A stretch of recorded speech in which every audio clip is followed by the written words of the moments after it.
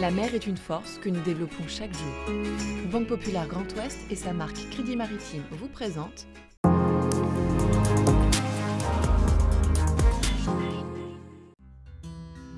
Bonjour et bienvenue dans Ma Planète Bleue, votre émission d'actualité maritime.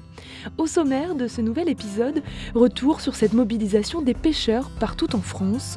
Focus sur l'Hydroptère, ce fameux bateau volant imaginé par Éric Tabarly vient d'arriver à Nantes pour être restauré. Et enfin, entretien avec Respect Océan qui fédère un réseau d'entreprises et d'organisations pour protéger les océans.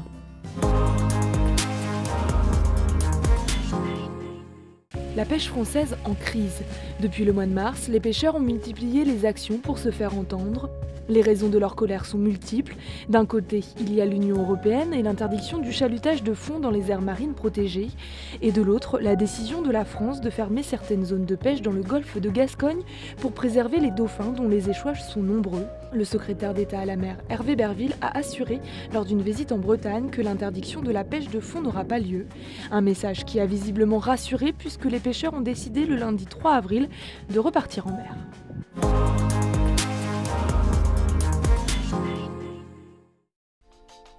Voici l'Hydroptère. Imaginé dans les années 70 par Éric Tabarly, le premier trimaran volant est le précurseur des voiliers actuels à foils qui dominent la course au large. Il détient toujours le record de vitesse en haute mer, 55,5 nœuds, et pourtant il a bien failli disparaître en 2015, abandonné à Hawaï.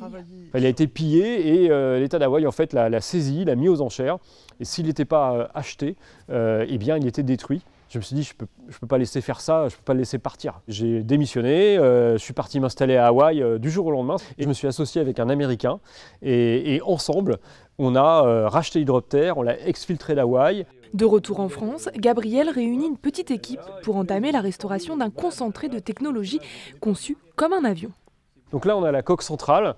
Ensuite, là, on a le foil arrière avec des matériaux Thales spatial. Là, on a les deux bras de liaison qui sont des dérivés des poutres ventrales des Airbus A340, A350, A380. Ici, on a deux amortisseurs et qui sont en fait dérivés du train à vent des Rafales marines. Chaque foil, c'est 380 kg de carbone et de titane. Là, on a les flotteurs de l'Hydroptère qui sont dérivés des formes de fuselage des hydravions. Cette restauration n'est pas une histoire de nostalgie, car l'Hydroptère en a encore dans le ventre. C'est un vieux bateau, mais qui est né avec 25 ans d'avance sur son temps. En fait, il est toujours à la page en termes de performance. Il reste le voilier de haute mer le plus rapide du monde, et il a du potentiel de développement qu'on essaiera d'explorer si on en a les moyens.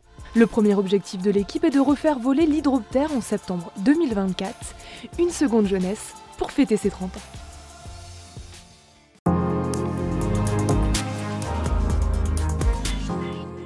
Rencontre avec Mélissa Michaud, directrice de la communication de Respect Océan, un réseau de développement économique durable pour la protection des océans. Respect Océan est une association qui a été fondée par la navigatrice et scientifique bretonne Raffaella Lugouvello. On est une association qui a, loi 1901, qui a aujourd'hui un peu plus de 4 ans et dont l'ambition est d'accompagner et de fédérer les acteurs dans la préservation de l'océan. Les missions principales sont de promouvoir les solutions et les innovations que développent nos membres, de créer des synergies entre eux et d'accompagner le développement d'une économie respectueuse de l'océan. On a à la fois les startups, les petites entreprises qui développent des innovations qui ont un impact positif sur l'océan. Je peux prendre par exemple l'exemple de Finsulate chez qui on est aujourd'hui, qui développe un anti-fouling 100% écologique et qui est bio-inspiré.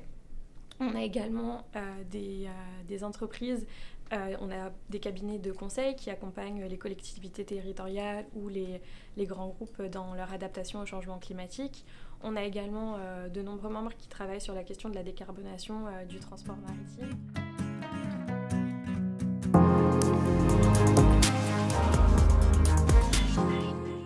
La région Bretagne vient de lancer un appel à projet pour le patrimoine maritime et littoral. L'objectif, restaurer et réhabiliter le bâti, mais également expérimenter de nouvelles formes de médiation autour des patrimoines maritimes et littoraux. Destiné aux associations, musées, communautés de communes et entreprises, l'appel à projet est disponible jusqu'au 31 mai prochain. On se quitte avec les mots du peintre Léonard de Vinci. Nul conseil n'est plus loyal que celui qui se donne sur un navire en péril. Bon vent à tous!